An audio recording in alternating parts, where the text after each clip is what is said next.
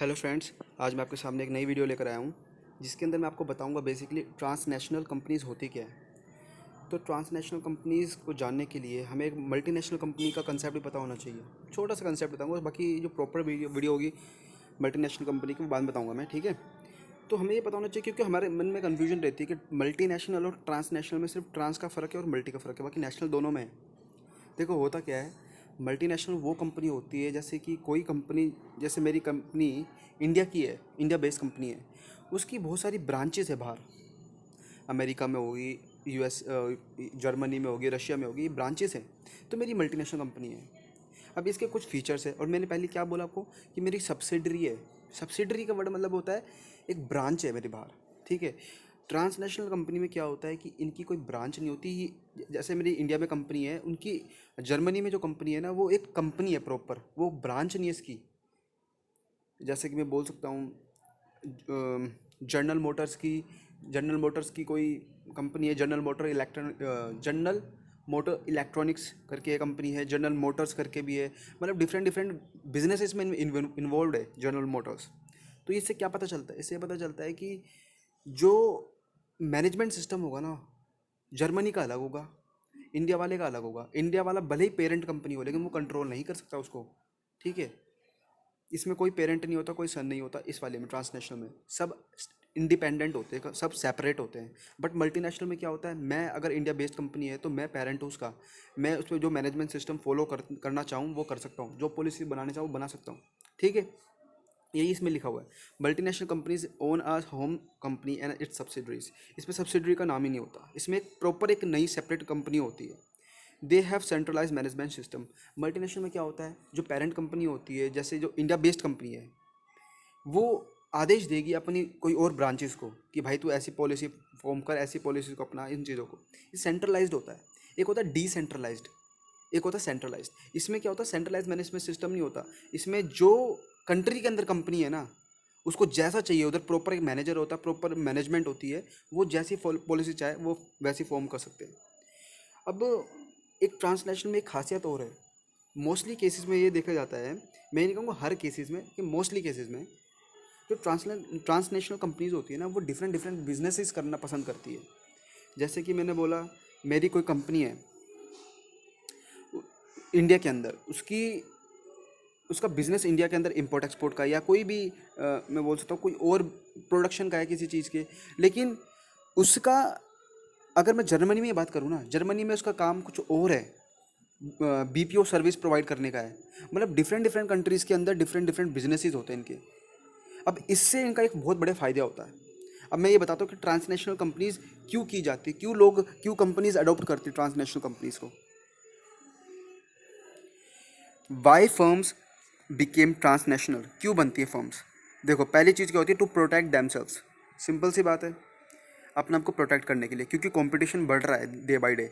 अगर transnational companies करती है कंपनी, तो इससे क्या होगा, वो डिफरेंट डिफरेंट बिजनेस में जाएगी।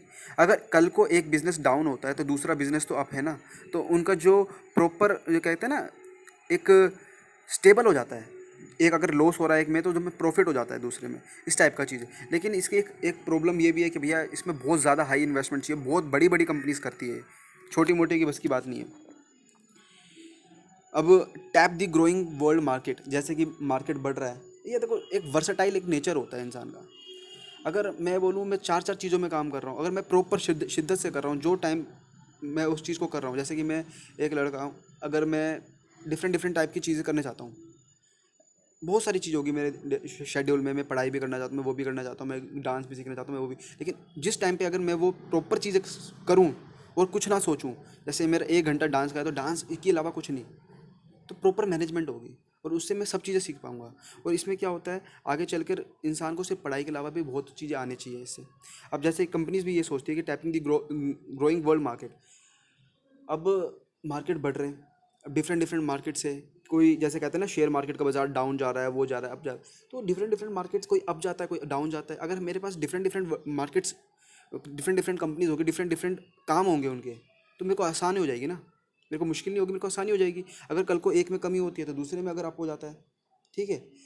मैं कम से कम उस बंदे की जहाँ पर लॉस चल रहा है उधर की सैलरी तो पे कर सकता हूँ कंपनी को, एक प्रॉपर पॉलिसीज तो चलेगी।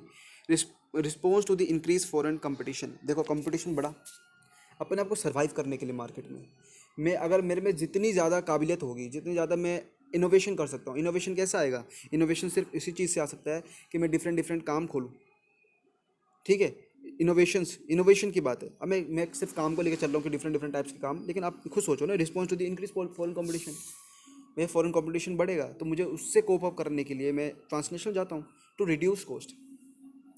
अब सिंपल सी बात है, इससे कॉस्ट भी रिड्यूस्ड होता है। अब मैं बोल रहा हूँ जैसे कि मैं इंडिया में हूँ, मेरे इंपोर्ट एक्सपोर्ट का काम है, वही मेरी जर्मनी में कोई कंपनी एक और है। अगर मैं जर्मनी में अपना एक्सपोर्ट करता हूँ तो उधर की जो क्लियरेंस कंपनी होगी वो मेरी है, तो उधर से मेरा जो इंपोर्ट एक्सपोर्ट का जो मेन क्लियरिंग का प्रोसेसर होता है जिसमें ह्यूज अमाउंट लगता है, तो वो मैं करूँगा, तो मेरे को अपने से कॉस्ट नहीं देना पड़ेगा, मेरी कॉस्ट लेस हो जाएगी उधर, ठीक है। तो मतलब कि ये तो एक एग्जांपल था बेसिकली। अगर मेरी क्लियरेंस कंपनी है, मेरी इंपोर्ट एक्सपोर्ट की इंडिया में भी कंपनी है, मैंने सामान भेजा अपना बाहर, तो उधर जाके क्लियरेंस हुआ, वो क्लियरेंस फ्री हुआ, ठीक है। अब जैसे कि बोला to reduced impact of tariff, जैसे कि मैंने आपको बताया था कि टैरिफ्स क्या होता है, जब कोई सामान मैंने मंगाया कंट्री के अंदर तो उसमें मुझे इंपोर्ट ड्यूटीज़ पे करनी पड़ती है, ठीक है। अब इसके इम्पैक्ट को रिड्यूस करना, ड्यूटी तो मुझे पे करनी पड़ेगी अगर मैं सामान मंगाऊंगा, जो प्रॉपर जिस जिस कंडीशन में मेरा सामान आता है, जो भी सामान है उसके अकॉर्डिंग ड्यूटीज़ डिवाइड होगी उसके अंदर, कोई परेशानी नहीं। लेकिन मैं इसका इम्पैक्ट को रिड्यूस कैसे कर सकता हूँ? मैंने ये क्या बोला था आपको, पिछले एग्जाम्पल बताया था कि अगर मेरी कोई इंपोर्ट एक्सपोर्ट की कंपनी है, मैं कोई सामान बाहर भेज रहा हूँ, या मैं सामान जैसे मेरी जर्मनी से कोई कंपनी से सामान आया मेरा, मैं इंपोर्टर हूँ, मैंने अपने नाम पे सामान मंगवाया, इंडिया में आया जैसे सामान, तो उसकी जो क्लियरेंस चार्ज है वो मैं अपनी कंपनी का ही कर रहा हूँ, तो मैं फ्री में करूँगा, मतलब कि मेरी कॉस्ट बचेगी। इधर कहने का मतलब फ्री में नहीं बोल सकते, क्योंकि याद सबको चलाने के लिए तो वो कुछ तो चार्ज करेगा, वो औरों से कम करेगा चार्ज, तो जो अमाउंट बचेगी वो इम्पैक्ट रिड्यूस करती है टैरिफ का, ठीक है। क्योंकि उधर भी मेरी कंपनी है, इधर भी मेरी कंपनी है, मैं कोई आउटसोर्सिंग परमिशन नहीं ले रहा, ठीक है। To take advantages of the technological expertise. अब डिफरेंट डिफरेंट, जैसे मैंने बोला अमेरिका की कंपनी है, अमेरिका की कंपनी में बोलते हो एग्रीकल्चर बोलते हैं, चलो इंडिया का एग्रीकल्चर और अमेरिका का एग्रीकल्चर में बहुत ज़मीन आसमान का डिफरेंस है। क्यों? क्योंकि उधर टेक्नोलॉजी बहुत ज़्यादा एडवांसमेंट है, ठीक है। अगर इंडिया में वो चीज़ें हो तो इंडिया की भी टेक्नोलॉजी, वो इंडिया का भी प्रोडक्शन ज़्यादा हाई हो सकता है, लेकिन इंडिया की कंपैरिजन में, इंडिया जबकि एक लेबर इंटेंसिव कंट्री अब तो नहीं है इतनी, लेकिन पहले थी, अब इतनी नहीं कह सकते हम, ठीक है। इतना बेसिक चीज़ होने के बाद इंडिया, मतलब कि इंडिया की ताकत थी वो एग्रीकल्चर प्रोडक्ट्स, लेकिन उसमें भी अमेरिका उससे आगे। क्यों? क्योंकि उसके पास टेक्नोलॉजी अच्छी थी। और ये सिर्फ एग्रीकल्चर के अंदर नहीं, सबके चीज़ों के अंदर है। कोई भी चीज़ के प्रोडक्शन, कोई मशीन होगी, कोई भी होगी, उसके लिए बनाने के लिए टेक्नोलॉजी तो चाहिए। अब मैं अपनी टेक्नोलॉजी, जैसे अमेरिका इधर आती है इंडिया में वो काम करने के लिए, तो वो अपनी टेक्नोलॉजी अपने साथ लाएगी। कोई उसकी एक बड़ी अच्छी प्रोडक्शन की कंपनी है, मैन्युफैक्चरिंग करती है कोई कपड़े के रिलेटेड में, वो सस्ते दाम में अच्छा कपड़ा दे रही है। क्यों दे रही है? क्योंकि उसके पास टेक्नोलॉजी अच्छी है, ठीक है। इंडिया में आई तो इंडिया में लेबर भी सस्ता मिल गया उसको, जो और कंपटीशन होगा मार्केट में वो ख़त्म हो जाएगा, उस टाइम बहुत कम हो जाएगा उसके लिए, ठीक है। उसको एक बेनिफिट मिल गया। तो टेक्नोलॉजी एडवर्टाइज मिलती है, एक्सपर्टाइज मिलती है टेक्नोलॉजी के अंदर। डिफरेंट डिफरेंट कंट्रीज़ में जाओगे तो उसकी उसकी टेक्नोलॉजी का यूज़ करने का आपको तरीका मिलता है कि कैसी कैसी टेक्नोलॉजी यूज़ होती है इधर। अगर वो तुमसे बेटर है तो आप उसको अडॉप्ट करो, नहीं है तो मत करो, ठीक है।